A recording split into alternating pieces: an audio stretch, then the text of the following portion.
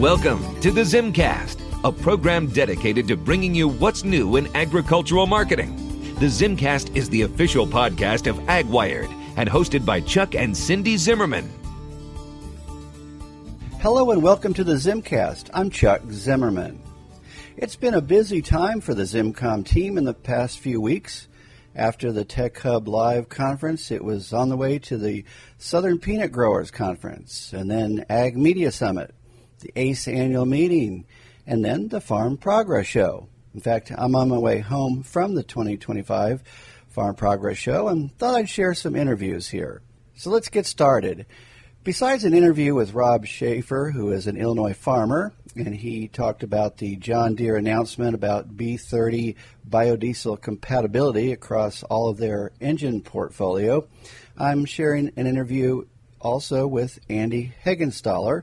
He's Global Oilseeds and Cereals Portfolio Strategy Head for Syngenta, and he talks about Syngenta and M.S. technologies and their next generation in soybean herbicide tolerance.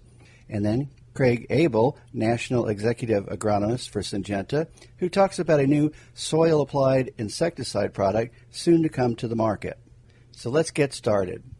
Rob, we're at Farm Progress Show, and first of all, just tell me your name and what you do. Yeah, Rob Shaffer, El Paso, Illinois farmer, corn, soybeans, and Angus cattle. I understand you're on the board of Clean Fields? Yeah, I'm first vice president of Clean Fields, currently on the ASA board, and just newly elected back to the Illinois soybean board. Well, let's talk a little bit about this announcement John Deere just came out with. They announced B30 biodiesel compatibility across their whole engine portfolio. That seems pretty significant, doesn't it? Yeah, so base B30, which would be 30% biodiesel, so 70% regular diesel, 30% bio, made either out of soybeans or animal fat or something that a farmer grows, and actually corn oil as well coming out of an ethanol plant. There's usually the main ingredients for making that 30%, the 100% bio, which they blend 30% with diesel to get to the B30. It's a good achievement. It's great for the American farmer for the Tier 7s and Tier 4s engines, because they're going to use if a combine's cutting soybeans, we can take those soybeans and crush them and make oil and then turn around and put it in the gas tank or fuel tank. I know it's announced, but you can start doing that right away. Yeah, the new combines and tractors coming off the line as we speak are now all approved. And the other thing is, with guidance, that one of our biggest farmers' headaches has been dealing with DEF or DEF, and with the Trump announcement, EPA is going to come out and lower those emissions, lower the requirements on those, because we're burning cleaner fuels, with ethanol, which you don't even on a gasoline engine, but on the diesel engines, we're definitely going with higher blends. It's better for the environment, and we don't need to reduce those emissions due to the fact that you've got the extra environmentally friendly bio in that diesel. So this must be good for demand for soybeans. That's the other thing. Right now, we need all the demand we can get, without China trade, without a China trade deal. Whatever we can do to be domestic and, lower our dependence on foreign oil, with whether that's, ethanol going into gasoline or biodiesel going into diesel, that extends the life of those oil products, and also our dependence on other people, wars and other things, and we just grow more here and use more here. It's better for jobs and sales taxes and all that kind of stuff if we can keep it here in the United States for the value add. So how about just on a personal level, what's your crop like this year?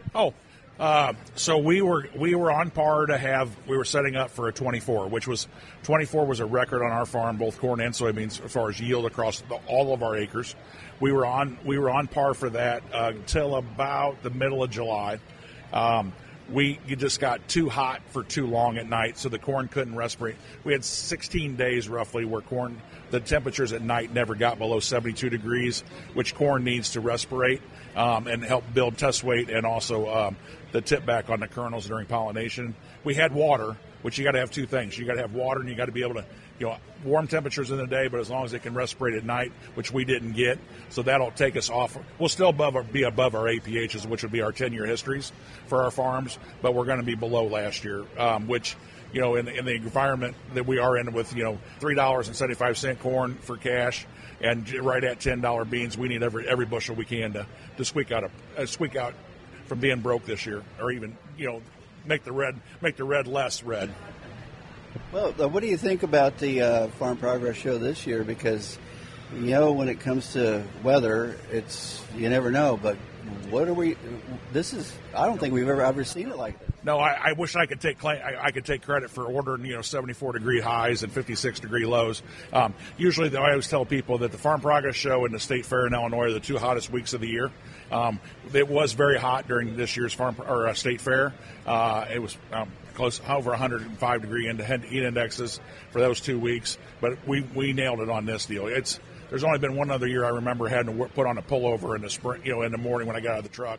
But this year, I didn't do it this morning. I did it yesterday, but I did not do it today because I knew it was going to warm up in the afternoon. Well, anything else you might want to say when it comes to whether it's clean fuels or Illinois soybean?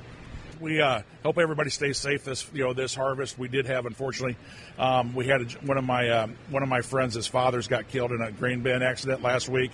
Actually, about 10 miles from where we are right now. The gentleman was 74 years old and probably had done it 100 times in his life and got stuck in that bin, and the caking fell off the side of the bin, and it took him 6 hours to get him out, and unfortunately passed away before they could get him out. And it took him 3 hours just to even find where he was. And like I said, everybody stay safe. Bin safety is very important. I'm on the board of a very large, the second largest co-op for elevator in Illinois, in the state of Illinois, and that's something we need to take serious. Even though we talk about it a lot, like I said, we all talk about. We've put a lot of money and time into talking about bin safety. But yeah, definitely this fall, folks, take every precaution, and like I said, it's not worth it. It's definitely a sad situation, and we've seen this in stories. It's sad. Well, thanks for visiting with me, Rob. Andy here at Farm Progress Show. Tell me your name and what you do for Syngenta. Hi, Chuck. My name's Andy Heggenstaller. I'm the global head of portfolio strategy for oilseeds and cereals. So for our conversation today, think soybean portfolio strategy globally for Syngenta. Absolutely. You've got an announcement that just came out today, Syngenta with M.S. Technologies. Tell us a little bit about this, because it's a new soybean herbicide with tolerance.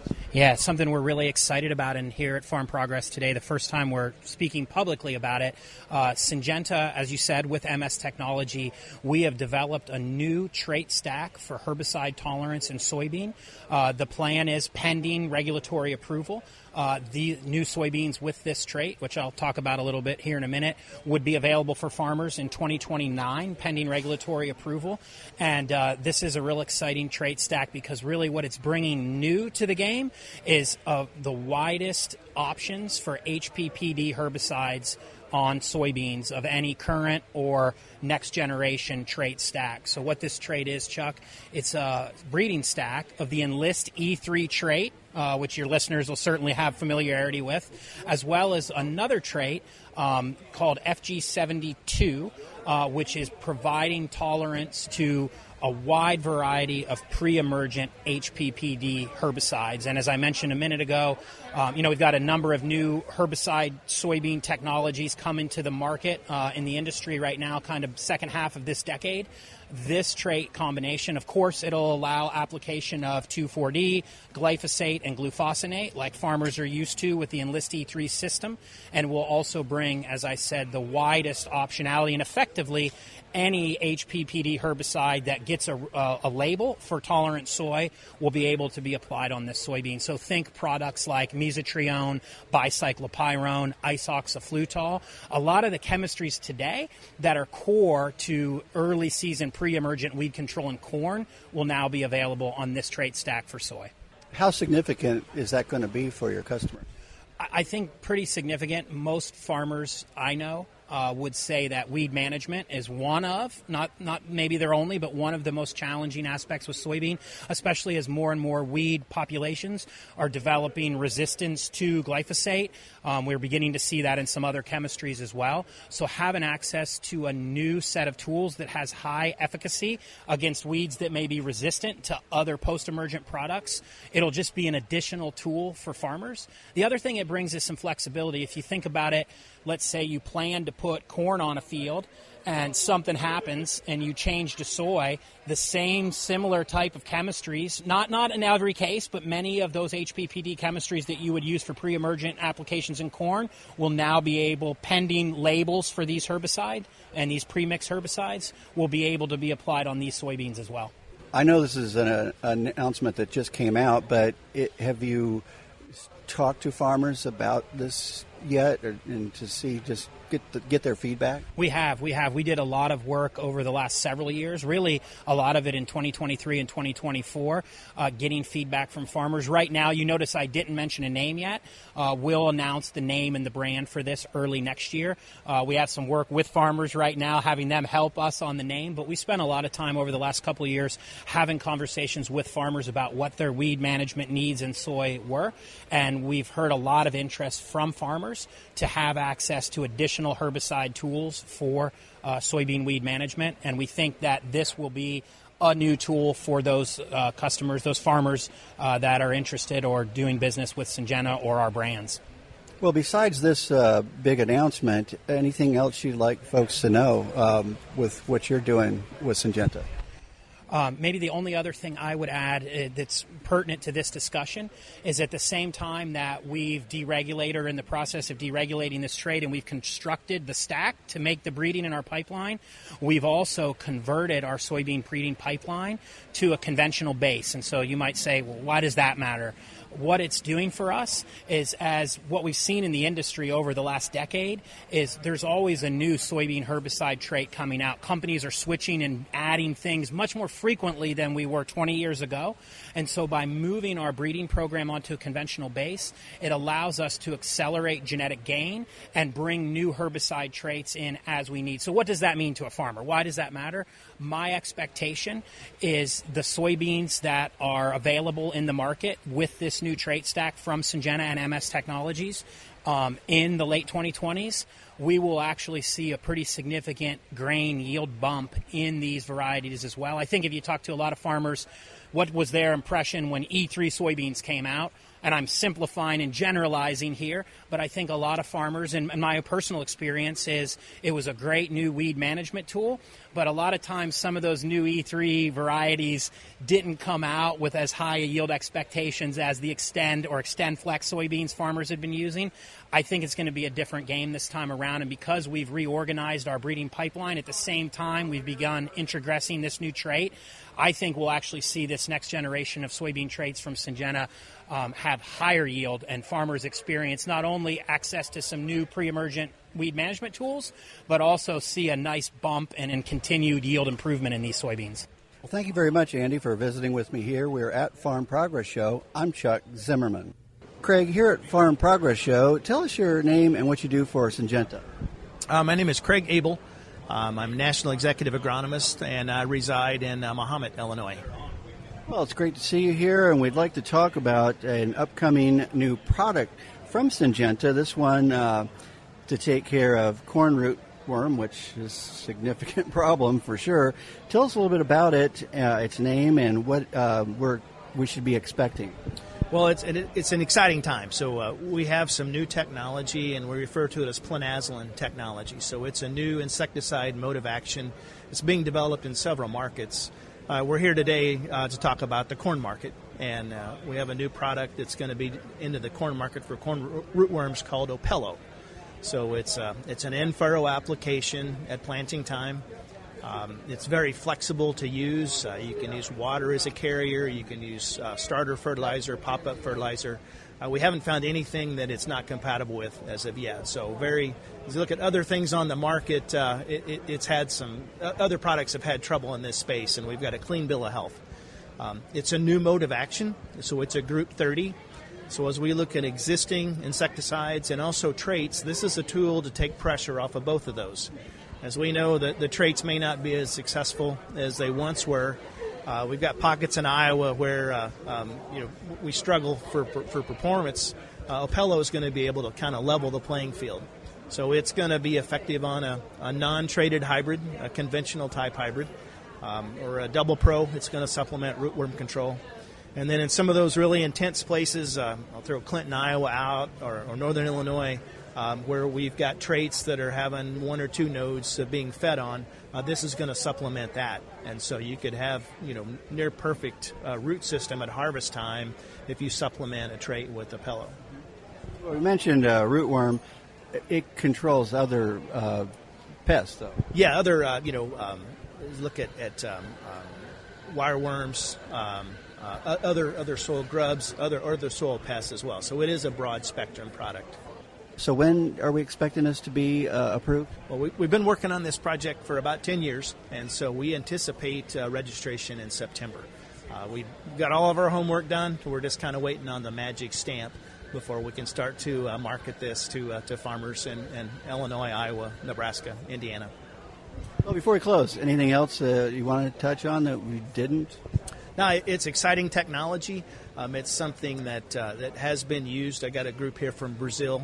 They've been using it for two crop cycles in Brazil, and so we do have proven performance. So it is going to be exciting.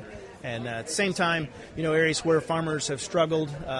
This past week we had some storm weather come through northern Illinois. From the interstate, you can see those goosenecked corn plants, and this is something to help alleviate that problem in this market. So. Well, thank you very much, Craig, for visiting with me here. We're at Farm Progress Show. There are a lot of other interviews and audio besides photos in our Ag Newswire virtual Ag Newsroom from this year's Farm Progress Show. So if you have a chance, just go to agnewswire.com and you'll find lots of interviews that I conducted in the time that I had there. And I want to thank Syngenta for making it possible for me to go to the show this year. So that's the ZimmCast for now. I hope you enjoy it, and thank you for listening.